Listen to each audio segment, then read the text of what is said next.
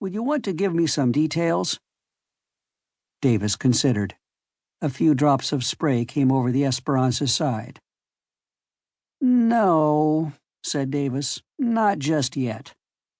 There's a possibility it will fit in.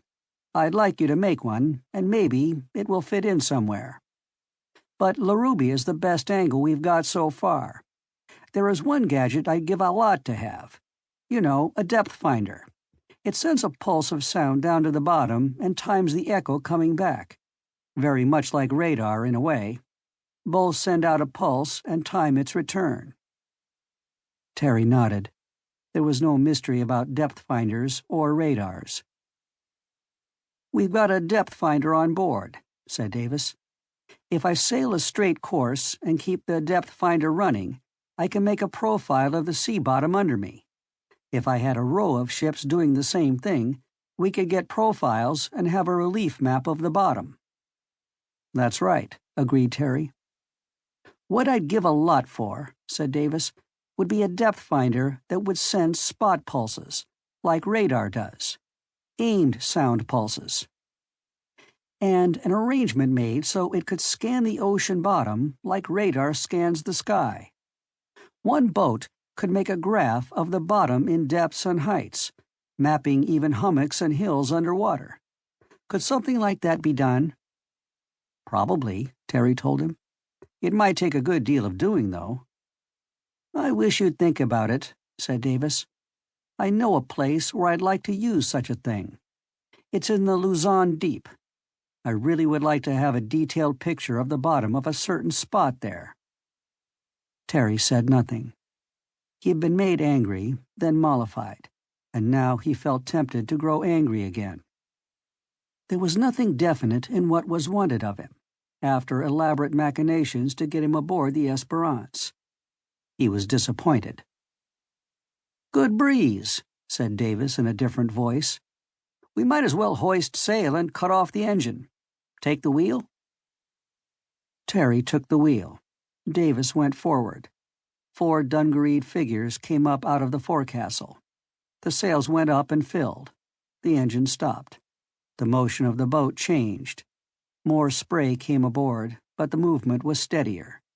Davis came back and took the wheel once more. "I think," he said, "that we're acting in a way to, be annoying. I ought to lay my cards on the table, but I can't. For one thing, I haven't drawn a full hand yet.